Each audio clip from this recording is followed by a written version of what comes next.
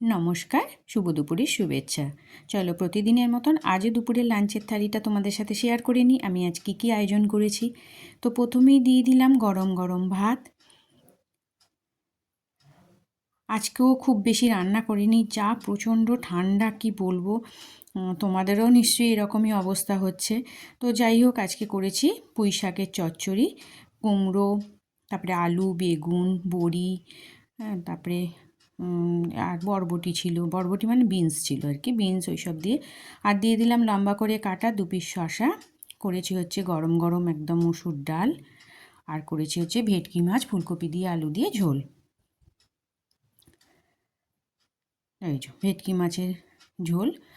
আজকে ভেটকি মাছটা পাতুরি করার খুব ইচ্ছা ছিল, কিন্তু আমি কলা পাতা অ্যারেঞ্জ করতে পারিনি, তার জন্যে করে ফেললাম ফুলকপি দিয়ে। এ সময় শীতের সময় ফুলকপি দিয়ে ভেটকি মাছের ঝোলও কিন্তু খারাপ লাগে না, বেশ ভালো লাগে খেতে। তো ওই করে ফেলেছি আর কি, একটু ধনেপাতা দিয়ে। আর আছে 1 গ্লাস জল। তো এই ছিল আমার দুপুরের লাঞ্চের থালি। তোমাদের কেমন লাগলো অবশ্যই কমেন্ট করে জানিও। ভালো লাগলে একটা ছোট্ট করে লাইক করে দিও, আমার পাশে থেকো, আর আমার চ্যানেলটাকে সাবস্ক্রাইব করে দিও। আবারও আসবো পরের আরও একটা কোনো লাঞ্চের থালির ভিডিও নিয়ে। ততদিন তোমরা সুস্থ থেকো, ভালো থেকো। চলো আজকের মতন টাটা।